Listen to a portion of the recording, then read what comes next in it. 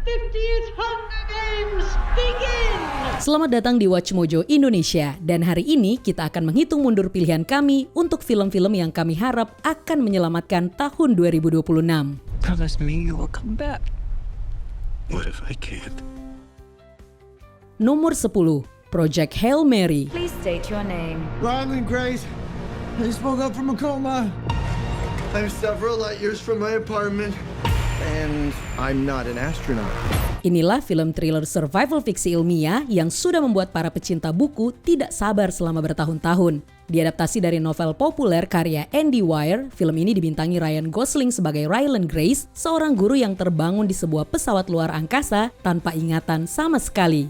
Misinya terdengar sederhana, tapi mengerikan. Menghentikan ancaman kepunahan sebelum umat manusia membeku hingga mati. I'm not an astronaut. If you don't go, you die.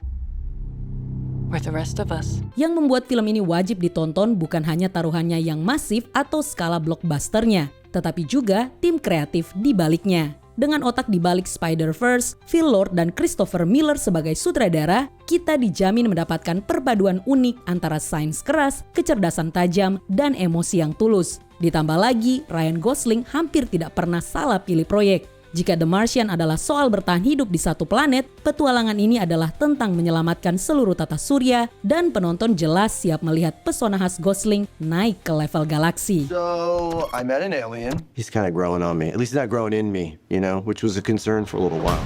Nomor 9, The Hunger Games: Sunrise on the Reaping. Welcome, Panem, to the glorious reaping of District 12. Siap kembali menjadi relawan sebagai tribut, Lionsgate akhirnya menghadirkan kisah yang sudah lama diidamkan para penggemar Panem, yaitu kebangkitan Haymitch Abernathy. Mengajak kita kembali ke Hunger Games ke-50 atau Second Quarter Quell, film ini memperlihatkan arena brutal yang mengubah seorang pemuda penuh harapan dari distrik menjadi mentor Katniss yang sinis. It's time for the Second Quarter Quell.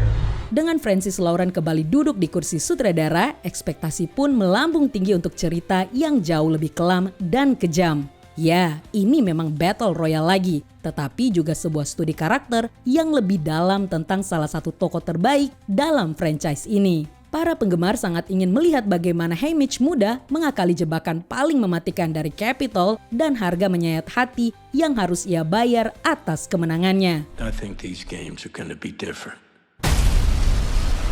Nomor 8, Supergirl. You managed to get most of it on the paper this time. Good job, buddy.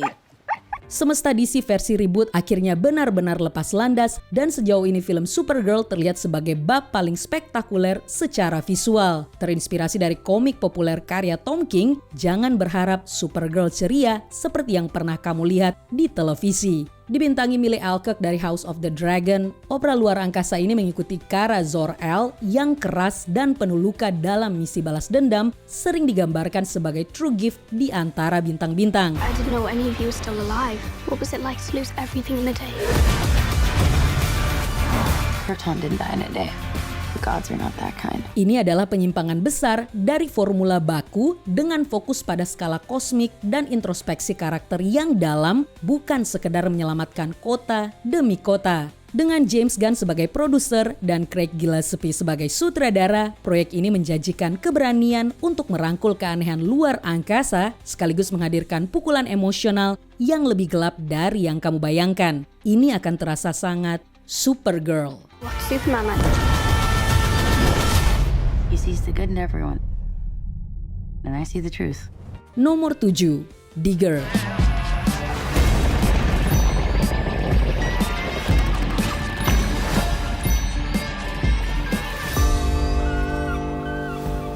Ketika Tom Cruise bekerja sama dengan visioner seperti Alejandro G. Iñárritu, kamu pasti memperhatikan. Tapi ketika proyek itu disebut sebagai komedi dengan skala bencana, kamu langsung beli tiketnya. Ini adalah film original pertama Cruise sejak American Made di tahun 2017, dan para penggemar sudah tidak sabar melihatnya kembali memamerkan kemampuan aktingnya. Detail ceritanya masih sangat minim, tetapi dengan kekuatan nama Cruise dan Iñárritu, kita sudah pasti tertarik. Teaser viralnya bahkan hanya menampilkan sang bintang aksi sedang menari sambil memegang sekop dan tentu saja langsung menggemparkan internet. Digger bisa dibilang wildcard terbesar tahun ini bukan hanya karena penampilan Cruise, tetapi juga karena Iñárritu dikenal lewat film-filmnya yang berani dan tidak konvensional. Kami benar-benar penasaran ingin melihat Digger ini akan menjadi apa nantinya. Ain't our place to wonder. Good Lord's got us on the road whether we choose it or not. Nomor 6, Toy Story 5. Bonnie, there's a package for you.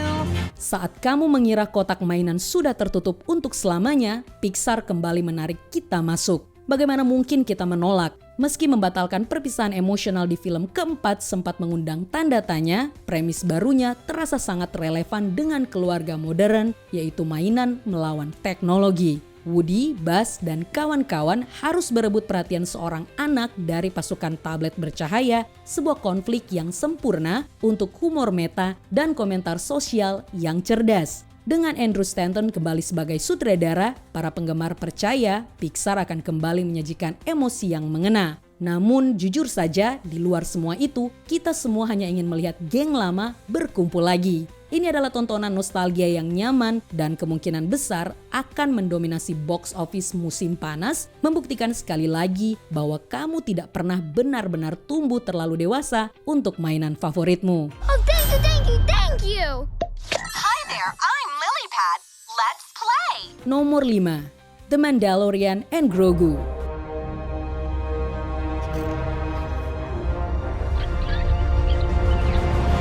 Inilah jalannya menuju layar lebar. Menandai rilis bioskop Star Wars pertama sejak 2019, Lucasfilm mengarahkan andalan terbesarnya untuk kembali merebut hati para penggemar. Din Djarin dan muridnya yang peka terhadap Force akhirnya melompat dari streaming ke bioskop, menjanjikan skala visual yang jauh melampaui batas anggaran televisi. Jon Favreau kembali memimpin proyek ini dengan tujuan menghadirkan aksi perburuan bounty yang eksplosif dan cerita emosional yang membuat serialnya menjadi fenomena budaya. Impressive. Saat ini tidak ada duo di galaksi yang lebih dicintai secara universal daripada Mando dan Baby Yoda. Dengan mengandalkan pasangan favorit ini, franchise Star Wars berharap bisa menyatukan kembali basis penggemar yang sempat terpecah lewat sebuah event blockbuster yang terasa wajib ditonton, mengubah kesuksesan streaming menjadi tontonan sinematik global. Good shot, baby! Nomor 4, Dune Part 3. I want to make sure no Atreides escaped. You think too much of yourself. No, we are in the deep desert. Only Fremen can survive here. Denis Villeneuve kembali ke Arrakis untuk menuntaskan apa yang ia mulai. Jika Part 2 adalah kemenangan dalam aksi dan efek visual, bab ketiga ini akan menjadi dekonstruksi tragis dari mitos sang terpilih. Berlatar beberapa tahun setelah Perang Suci, kita melihat Paul Atreides berkuasa sebagai kaisar, berjuang menahan fanatisme religius berdarah yang dilepaskan atas namanya.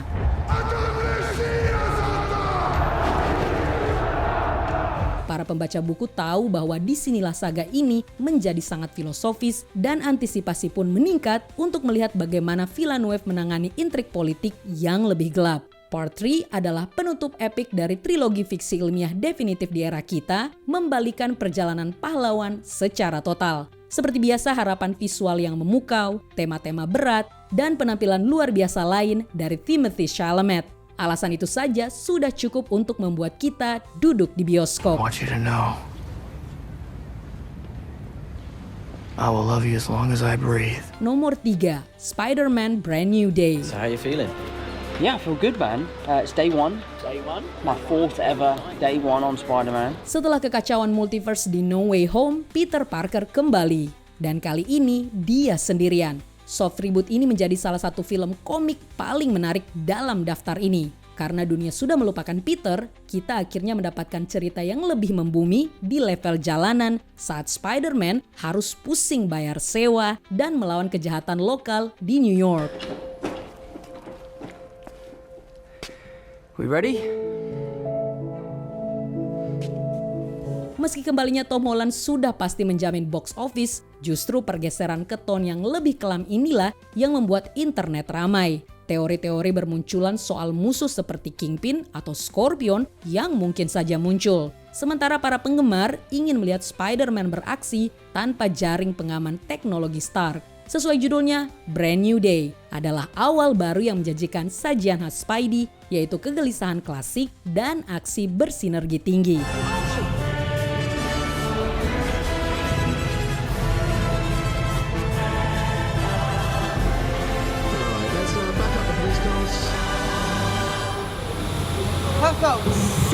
Nomor 2, The Odyssey. After years of war,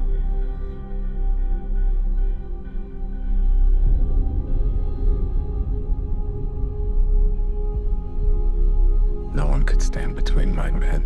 Christopher Nolan, IMAX 70mm, apakah perlu dijelaskan lagi? Film lanjutan Nolan setelah Oppenheimer ini adalah adaptasi kolosal dari Odyssey karya Homer dengan Matt Damon sebagai Odysseus. Tapi itu belum semuanya. Daftar pemainnya padat bintang besar, termasuk Anne Hathaway, Robert Pattinson, dan tunggu dulu, ada Tom Holland. Musim panas memang milik Holland dan kami siap menikmatinya. Ini jelas bukan film Sword and Sandal biasa. Ini adalah produksi Nolan yang berarti efek praktikal, penceritaan inovatif, dan musik yang menggelegar hampir dipastikan ada di dalamnya. Membayangkan Nolan menerapkan skala visual masifnya kepada Cyclops, Siren, dan amarah Poseidon adalah kesempatan seumur hidup. Dengan jadwal rilis pertengahan Juli yang strategis, The Odyssey tampak siap menyelamatkan bioskop. Jadi, mari dukung seorang visioner dan menontonnya. Siapa tahu kita ikut menyelamatkan industrinya.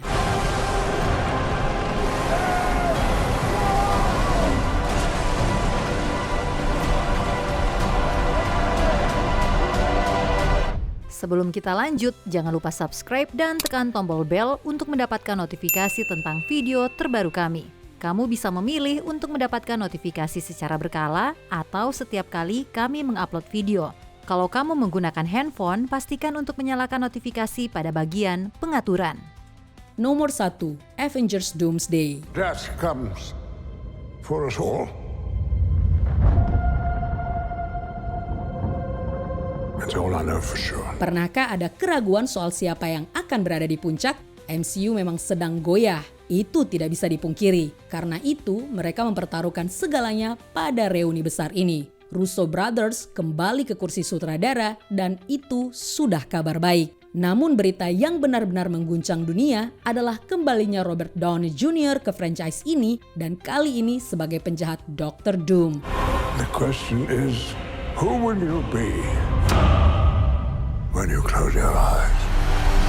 Pilihan casting yang jenius ini langsung menghidupkan kembali minat terhadap multiverse saga yang mulai kehilangan tenaga. Kita mengharapkan film dengan skala, taruhan, karakter, dan kehancuran emosional yang menyaingi Infinity War.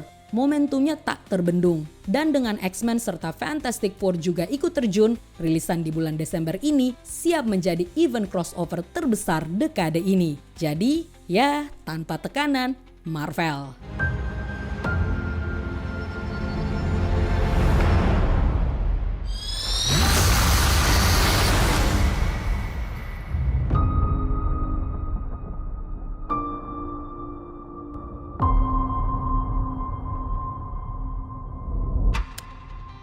Film mana yang paling kamu nantikan? Tulis jawabanmu di kolom komentar.